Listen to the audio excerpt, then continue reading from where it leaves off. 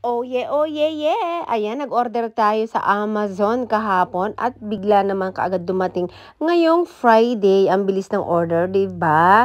Ayan, dahil kararating ko lang sa trabaho, eto nga at mag-aayos na tayo ng mga gamit dito kay Yeye Lights Homestay. Oh yeah. Ayan, mag-unboxing po tayo ng in-order ko sa Amazon. At alam niyo ba ang in-order ko doon? Nako, ang in-order ko doon ay mga kumot at saka mga unan.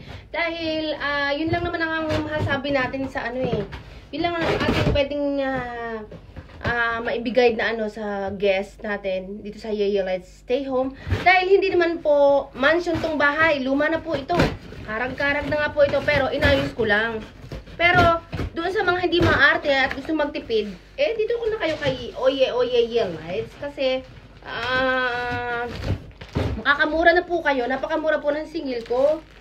Lalo na at mga grupo. Ayan. Kaya nag-order po tayo nitong punda. Ay, ng punda ng kumot. Oh, ganda, oh, diba? Oh, sus ko, ang lambot. Ang ganda. Cream yan. Sus ko, ang lambot. Lalabahan ko pa to. Yan. Ang bango. Amoy Amazon. Yan. Tapos po, ito pa, isa, ganito siya, oh. Ganda kulay cream yung pinili ko. Tapos po, yung unan, ito. Ang dami.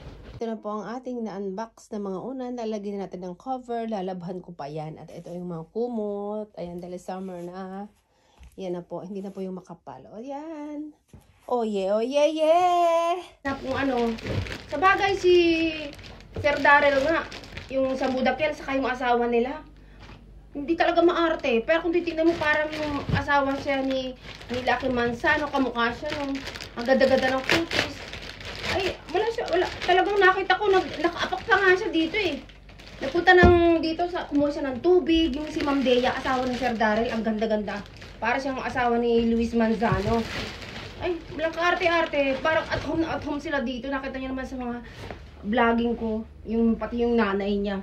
Ayan o, alam, ganda po ng ang ganda ng una! Ay, nako, ang swerte naman nila. O, diba? Yun. Tsaka,